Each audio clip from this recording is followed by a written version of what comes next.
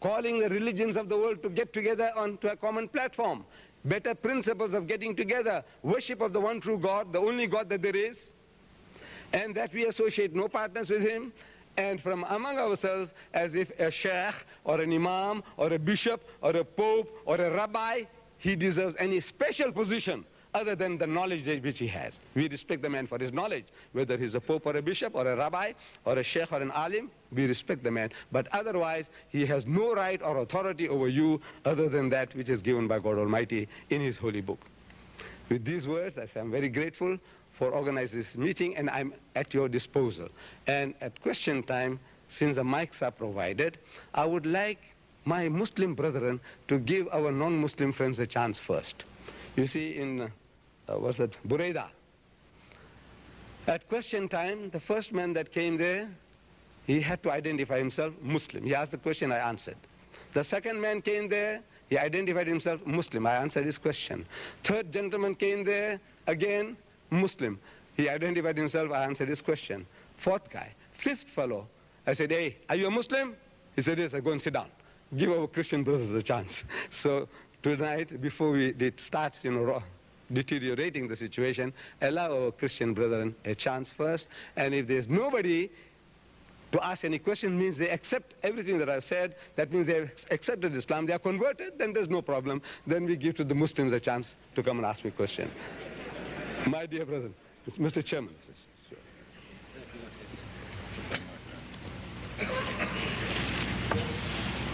Thank you very much, Brother Ahmed.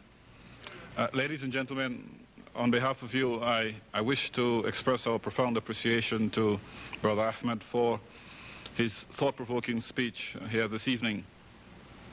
I also wish to express my appreciation for your disciplined attention throughout this lecture. I'm sure that you have been stimulated, and I'm quite sure also that you wish to probe Brother Ahmed further. We would wish that those of you who wish to ask questions, restrict yourselves strictly to the topic of this lecture. In the interest of economy and equality, we are forced to limit you to one question per person in the first instance. However, it may be possible, time permitting, for you to ask another question, but this would only occur after all other questioners have had an opportunity to put their questions to Brother Ahmed. The arrangement would be as follows. We shall form an orderly queue along the right side of the auditorium, and there you will find two ushers. The first one will permit you to leave the queue in order to put your questions at the microphones further up front. The second usher at the microphones will assist you in putting your question to Brother Ahmed. The procedure for putting your question will be simply that you first identify yourself. Then, in order to facilitate good order and clarity of information, we kindly request that you make your question direct, brief, and succinct, to the point. After you have delivered your question, the second usher will conduct you away from the microphone, and you will leave the area of the microphone by traveling presumably along the front here at the foot of the stage. Thereafter, this will permit Brother Ahmed to respond to your question directly, hopefully to your joint satisfaction. If you wish to pose another question, then you please walk along the rear and regain a place at the end of the queue on the right side. And for the ladies, their questions in writing should follow the same rules which I have just mentioned of limitation, one question per person. They should be brief, and also they should be succinct, direct, and to the point. Their question, the lady's question, will in turn be forwarded to Brother Ahmed for his response. Please, I implore you, follow these guidelines, and if you do, hopefully we shall all benefit from this exercise. May I invite you, therefore, the audience, to put your questions. Please join the queue here at your convenience, and in the case of the ladies, please submit your questions in writing. Okay, you have a Christian for the first questioner tonight. You made reference to 25 mentions of Jesus in the Quran under the name of Sayyidina Isa.